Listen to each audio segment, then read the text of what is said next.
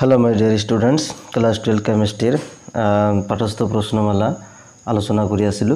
পাঠস্থ প্ৰশ্নমালা 2.6 বা 1.6 নতুন কিতাপৰ 1.6 হয় আৰু পুৰণা কিতাপৰ 2.6 এটো অলৰেডি আলোচনা কৰিছো। তোমালোকে যদি চোৱা নাই চাই লবা, কোৱেশ্চনটো বহুত ইম্পৰ্টেন্ট হয়। এতিয়া দ্বিতীয়টো কোৱেশ্চন চোৱা দি আছে 298 কেলভিন উষ্ণতাত পানীত কাৰ্বন ডাই অক্সাইডৰ হেনৰীৰ সূত্ৰ ধ্ৰুৱক 1.67 * 10⁸ পাস্কেল। ওকে, এই উষ্ণতা 2.5 এটমস্ফিয়াৰ চাপত এটা বটলত ভৰোৱা 500 ml সোডা পানীত থকা কাৰ্বন ডাই অক্সাইডৰ পৰিমাণ নিৰ্ণয় কৰা। ওকে,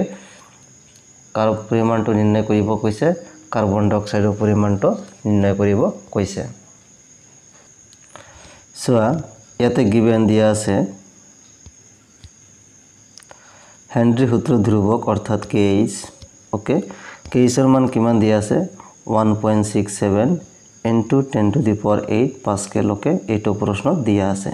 KH মানে কি হেনৰীৰ সূত্ৰ ধ্ৰুৱক। ওকে, তাৰ পিছত কাৰ্বন ডাই অক্সাইডৰ যেটো চাপৰ মানটো কিমান দিয়া আছে 2.5 atm। ওকে, অৰ্থাৎ এটমস্ফিয়াৰিক প্ৰেসাৰ বায়ুমণ্ডলীয় চাপ। এতিয়া atm এৰ পৰা আমি এটো পাস্কেললৈ পৰিৱৰ্তন কৰিম, কাৰণ এটো পাস্কেলত দিয়া আছে। সেই কাৰণে 2.5 * 101,325 পাস্কেল। ওকে, atm টো কি হলে পৰিৱৰ্তন হল পাস্কেললৈ পৰিৱৰ্তন হল, কাৰণ আমি জানো 1 এটমস্ফিয়ারিক প্রেসার এক বায়ুমণ্ডলীয় চাপ 101,325 পাস্কেল। ওকে, এই ফর্মুলাটো মনত ৰাখিবা। Okay, 1 atm = 101,325 pascal. গতিকে 2.5 atm ত কিমান হ'ব 2.5 ৰ লগত আমি কি পূৰণ কৰি দিম। ওকে, এনেকুৱা ফৰ্মতে আমি ৰাখি থৈ দিলো। এতিয়া মোল ভগ্নাংশ কাৰ্বন ডাই অক্সাইডৰ মোল ভগ্নাংশটো আমি ইয়াতে ইয়াৰ পৰা উলিয়ামতে হেনৰীৰ সূত্ৰ ধ্ৰুৱক আমি ইয়াতে এপ্লাই কৰিছো। গতিকে কাৰ্বন ডাই অক্সাইডৰ মোল ভগ্নাংশ ওপৰত কি আহিব PCO2 কাৰ্বন ডাই অক্সাইডৰ চাপ আৰু তলত কিমান আহিব হেনৰীৰ সূত্ৰ ধ্ৰুৱক। ওকে, তলত কি আহিব হেনৰীৰ সূত্ৰ ধ্ৰুৱক। এতে হেনৰীজ লটো আমি ডাইৰেক্ট এপ্লাই কৰিছো। ওকে, এতিয়া ভ্যালু বিলাক আমি বহুৱাই দিম। কাৰ্বন ডাই অক্সাইডৰ চাপ কিমান দি আছে 2.5 * 101,325। ওকে, 101,325 আৰু KH এৰ মান হেনৰীৰ সূত্ৰ ধ্ৰুৱকৰ মান কিমান দি আছে 1.67 * 10⁸ পাস্কেল। সোয়া ইয়াতে মোল ভগ্নাংশটো কেনেকৈ আহিল হেনৰীৰ সূত্ৰ ধ্ৰুৱকটো কি আছিল P = KH(x). ওকে, তো ইয়াৰ পৰা আমি পাও x = P/KH। ওকে, এইটো ফৰ্মুলা পৰা xCO2 এটা কাৰ্বন ডাই অক্সাইড গেছৰ কাৰণে PCO2 কাৰ্বন ডাই অক্সাইড গেছৰ চাপ আৰু KH তো থাকিবই হেনৰীৰ সূত্ৰ ধ্ৰুৱক। ওকে, ইয়াৰ পৰা আমি এটো ডাইৰেক্ট লিখি দিছো, নিশ্চয় বুজি পাইছে। এতিয়া এইটো আমি সমাধান কৰিব লাগিব।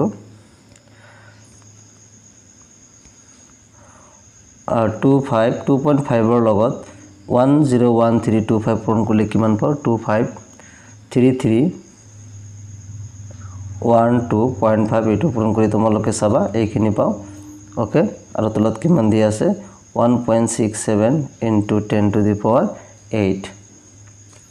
1.67 * 10⁸।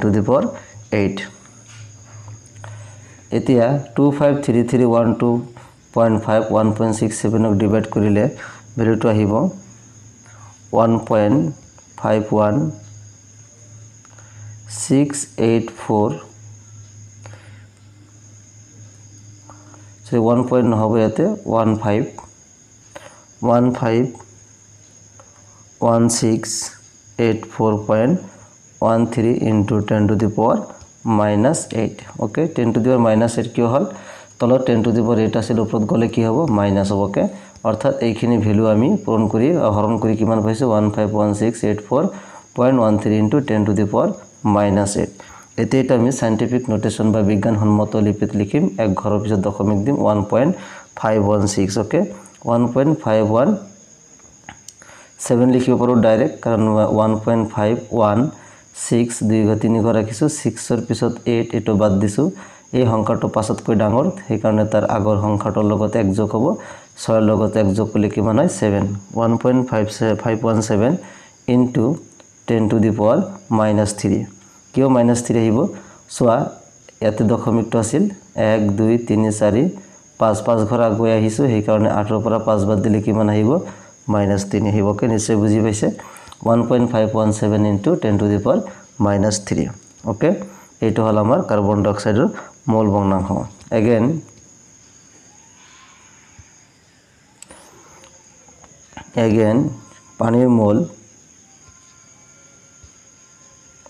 পানীৰ মোলটো ইয়াতে উলিয়াব লাগিব ওকে কাৰণ যেহেতু সডা পানী হদিছে প্ৰশ্নত সো ইয়াতে কি হদিছে 500 ml সডা পানীত বা 298 কেলভিন উষ্ণতাত পানীত এই কাৰণে পানীৰ মোল ভগ্নাংশটো বা পানীৰ মোলটো আমি ইয়াৰ পৰা উলিয়াই লম ওকে সো ইয়াতে 500 ml আমি 500 গ্ৰাম লিখিব পাৰো সো 500 গ্ৰাম আৰু পানীৰ মোলাবৰ কিমান 18 গ্ৰাম পাৰ মোল ওকে সো পানীৰ মোলৰ ফৰ্মুলা কি আছিল গিভেন মাস ডিভাইড বাই মোলাৰ মাস বা প্ৰদত্ত ভৰ ডিভাইড বাই মোলাৰ ভৰ প্ৰদত্ত ভৰ ইয়াতে 500 গ্ৰাম প্ৰশ্ন দিয়া আছে 500 ml হেতু আমি গ্ৰাম হিচাপে লিখিব পাৰো ওকে আৰু 18 গ্ৰাম পাম গ্ৰাম আৰু গ্ৰাম কেনসেল 500 ক আমি 18 দি ডিভাইড কৰিলে ভ্যালু কিমান আহিব ভ্যালু আহিব 27.78 ওকে 27.78 মোল আহিব এটা আহিব পাৰ মোল ওপৰত গলে কি হ'ব মোল 27.78 মোল আৰু পানীৰ মোল ভগ্নাংশটো পানীৰ মোলটো আমি শৰ্ট ফৰ্মত এনেকৈ লিখিব পাৰো number of moles of water okay n is equal to 27.78 এটো লিখিব পাৰো গতিকে xCO2 অৰ্থাৎ কাৰ্বন ডাই অক্সাইডৰ মোল ভগ্নাংশৰ যেটো সূত্ৰ আছিল মোল ভগ্নাংশৰ যেটো আমাৰ বেসিক ফৰ্মুলা হেতু কি আছিল উপাংশৰ মোল ডিভাইড বাই আটাইবোৰ উপাংশৰ মোট মোল ইয়াতে কাৰ্বন ডাই অক্সাইড গতিকে nCO2 কাৰ্বন ডাই অক্সাইডৰ মোল আৰু তলত আহিব আটাইবোৰ উপাংশৰ মোট মোল ইয়াতে কাৰ্বন ডাই অক্সাইড CO2 আৰু এটা কি আহিব ওয়াটাৰ আহিব কে ওয়াটাৰৰ মোল যেহেতু সডা পানী বা পানী তৈয়াৰ কৰা হৈছে সেই কাৰণে আটাইবোৰ উপাংশৰ মোট মোলটো তলত লিখিব লাগিব কে ইয়াতে সোৱা n is to the number of moles of water পানীৰ মোল ইয়াতে উলিয়াই লৈছো সেই কাৰণে পানীৰ মোলটো আমাক লাগিব কে ইকুৱেল টু আমি ইয়াতে লিখিব পাৰো nCO2 অৰ্থাৎ কাৰ্বন ডাই অক্সাইডৰ মোল আৰু তলত লিখিব পাৰো n ওয়াটাৰ পানীৰ মোল ওকে এটা পানীৰ মোল আমি লিখিব পাৰো আৰু এটা আমি যেহেতু কাৰ্বন ডাই অক্সাইড ডাইলিউট সলিউশন লঘু দ্ৰব্যৰ কাৰণে কি হ'ব ইয়াতে nCO2 কাৰ্বন ডাই oxide very less than n water molecule okay water molecule কৈ অৰ্থাৎ পানীৰ যেটো মোল তাতকৈ কাৰ্বন ডাই অক্সাইডৰ মোল বহুত কম সেই কাৰণে আমি কি nCO2 ৰ যেটো মোল হেতু আমি নেগলেক্ট কৰিব পাৰো বা উপেক্ষা কৰিব পাৰো কাৰণ ইয়াতে সব পানীৰ মোলটো কিমান 27.78 আৰু ইয়াতে যেটো কাৰ্বন ডাই অক্সাইডৰ মোল ভগ্নাংশ আমি একেবাৰে কম পাইছো 1.517 into 10 to the -3 ইয়াৰ তুলনাত এইটো বহুতেই কম সেই কাৰণে আমি ইয়াতে নেগলেক্ট কৰিব পাৰো ওকে এটো হৈ গল এতিয়া ইয়াৰ পৰা আমি nCO2 এটো আমি বাও পক্ষত আনিলো nCO2 অৰ্থাৎ কাৰ্বন ডাই অক্সাইডৰ মোল আৰু n ওয়াটাৰ পানীৰ মোল ইকুৱেল টু xCO2 কাৰ্বন ডাই অক্সাইডৰ মোল ভগ্নাংশ ওকে এটা আমি বাও পক্ষত আনিলো আৰু হেকিনি হো পক্ষত ললো ওকে এমপ্লয় nCO2 কাৰ্বন ডাই অক্সাইডৰ মোল তেনে কাৰ্বন ডাই অক্সাইডৰ মোল কিমান হ'ব ইয়াৰ লগত ক্ৰস পূৰণ হ'ব xCO2 কাৰ্বন ডাই অক্সাইডৰ মোল ভগ্নাংশ into n ওয়াটাৰ ওকে অৰ্থাৎ পানীৰ মোল এতিয়া কাৰ্বন ডাই অক্সাইডৰ মোল ভগ্নাংশ আমি উলিয়াই লৈছো 1.517 into 10 to the power -3 okay into আৰু পানীৰ মোল এটো আমি উলিয়াই লৈছো 27.78 মোল ওকে এককটো মোল দিব লাগিব কাৰণ মোল উলিয়াই আছো গতে এককটো কি হ'ব মোল হ'ব কে নিশ্চয় বুজি পাইছা কাৰণ জাস্ট খালি মানবোৰ বহুৱাই দিয়া হৈছে 1.517 আৰু 27.78 এইটো পূৰণ কৰিলে আমি কিমান পাব 42 ওকে 42.14 তোমালোকে পূৰণ কৰি চাবা 42.14 into 10 to the power -3 okay 10 to the power -3 mol এতিয়া এখানে হৈ গল এতিয়া আমি যদি মিলিমললৈ পৰিৱৰ্তন কৰোঁ এইখিনি আনসাৰ আমাৰ হৈ গৈছে যদি মললৈ লিখি উলিয়াব লাগে ইয়াতে প্ৰশ্নত চোৱা সোডা পানীত থকা কাৰ্বন ডাই অক্সাইডৰ পৰিমাণ নিৰ্ণয় কৰা কাৰ্বন ডাই অক্সাইডৰ পৰিমাণ অৰ্থাৎ কাৰ্বন ডাই অক্সাইডৰ মোল উলিয়াব লাগে ওকে কাৰ্বন ডাই অক্সাইডৰ পৰিমাণ বা কাৰ্বন ডাই অক্সাইডৰ মোল পৰিমাণ বা মোল একে ওকে গতিকে ইয়াতে আমি কাৰ্বন ডাই অক্সাইডৰ মোলটো আমি উলিয়াই লৈছো এটা আমাৰ আনসাৰ হৈ গল গতিকে